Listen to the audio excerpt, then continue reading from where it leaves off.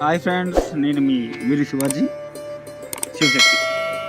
ఈరోజు మనం వెళ్తుంది మెదక్ జిల్లాలో ఉన్న ఏడుపాయల దుర్గమ్మ తల్లి టెంపుల్కి. పదండి తీసుకొద్దాం అమ్మవారిని.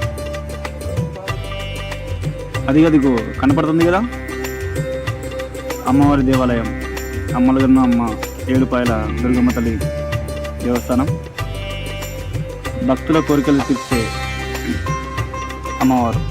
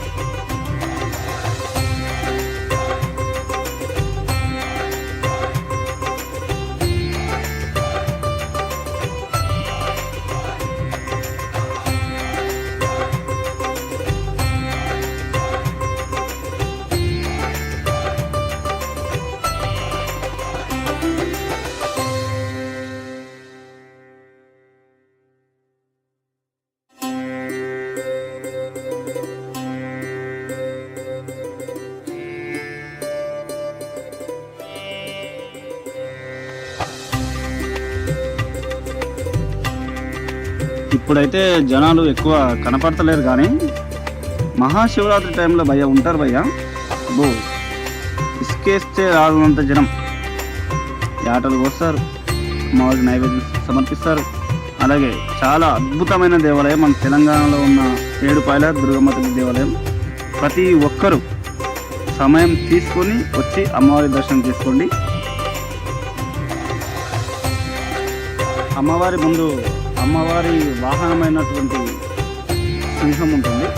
అలాగే ముందుకెళ్తే అమ్మలుగన్న ఏడుపాయల దుర్గమ్మ తల్లి మనకు కనిపిస్తారు. అదండి ముందుకెళ్ళి అమ్మవారిని చూపిస్తాం.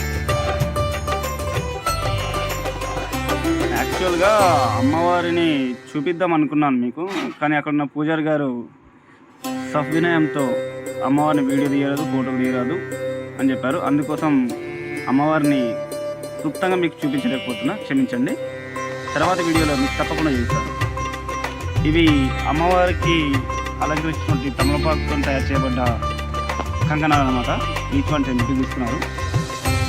మేము ఒక 5 తీసుకొని అందరికీ నచ్చుకున్నాం అనుకోండి.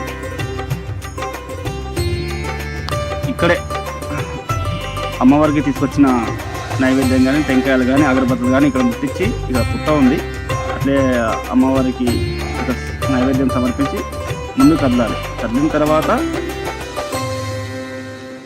టెంకాయలు సమర్పించినా కానీ అవి తీసుకొని వెళ్ళి మంచిగా ఆహ్లాదమైన వాతావరణం ఉంటుంది. అక్కడ కూర్చొని మనం తీసుకొచ్చిన ఆహార పదార్థాలు సేవించవచ్చు. అది కూడా చూడండి, అమ్మలుగన్న ఏడుపాయల దుర్గమ్మ తల్లి.